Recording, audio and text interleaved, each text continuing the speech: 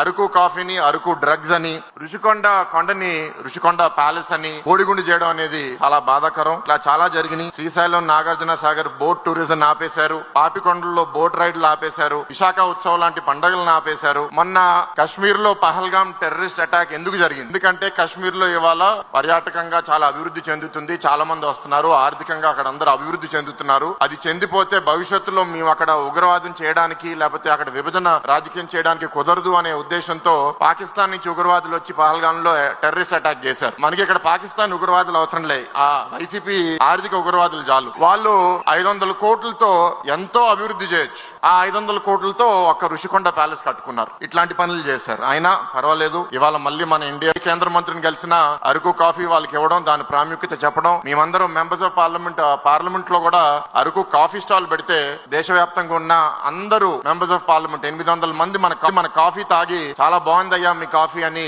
వాళ్ళు కూడా దాని గురించి పోస్ట్ చేస్తుంటే చాలా గర్వంగా అనిపిస్తుంది. వాళ్ళు ఆపేసిన ఈ బోట్ రైడ్లన్నీ మళ్ళీ మనం స్టార్ట్ చేశాము. క్రూజెస్ కూడా వైజాగ్ లో ఒక క్రూజ్ వచ్చింది.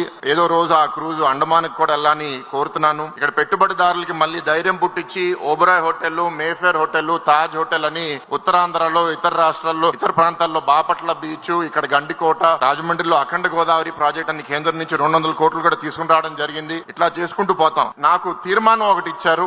ఆ తీర్మానం ఒకసారి చదవాలనుకుంటున్నాను. పర్యాటకాన్ని డెవలప్ చేయడానికి, ఆంధ్రప్రదేశ్ ని అంతర్జాతీయంగా ప్రమోట్ చేయడం, విదేశీ పర్యాటకులను ఆకర్షించేలా పర్యాటక రంగంలో సుదీర్ఘ ప్రణాళికలు ముందు పెట్టిన శ్రీ నారా చంద్రబాబు నాయుడు గారు శ్రీకారం చుట్టారు. రాబోయే 5 ఏళ్ల కాలంలో టూరిజంలో పెట్టుబడులు సాధించి అభివృద్ధి చేయడమే లక్ష్యంగా టూరిజం పాలసీని ప్రవేశపెట్టి పర్యాటక రంగాల్లో దాదాపు 25,000 ఉద్యోగాలు తొలి దశలో, ఈ 5 సంవత్సరాల్లో నా అంచనా ఇంచుమించు 2 లక్షల ఉద్యోగాలు పర్యాటక రంగాల్లో వస్తాయని చాలా బలంగా నమ్ముతున్నాను. ఈ కూటమి ప్రభుత్వం కూడా మానాడు వేదికగా నేను అభినందిస్తున్నాను. అటు ఉత్తరాంధ్ర నుంచి ఇటు రాయలసీమ ప్రాంతం దాకా పర్యాటక అభివృద్ధి దృష్టి సారించి ఏడాది పాటు టూరిజం ఫెస్టివల్ క్యాలెండర్ ద్వారా మరింత అభివృద్ధి దిశగా రాష్ట్రాన్ని ప్రగతి పదంలో పయనింపజేసేలా ఈ తీర్మానాన్ని ప్రతిపాదించడమైంది. బాబు గారి నాయకత్వంలో, లోకేష్ అన్న నాయకత్వంలో వేదిక మీద ఉన్న నాయకులందరూ, ముందున్న నాయకులందరూ కలిసి పనిచేసి ఈ రాష్ట్రాన్ని ఒక స్వర్ణాంధ్రగా తయారు చేస్తారని చాలా బలంగా నమ్ముతున్నాను. చూసారు కదండి. మరి ఈ వీడియో కనుక మీకు నచ్చినట్లయితే ఒక లైక్ కొట్టేసి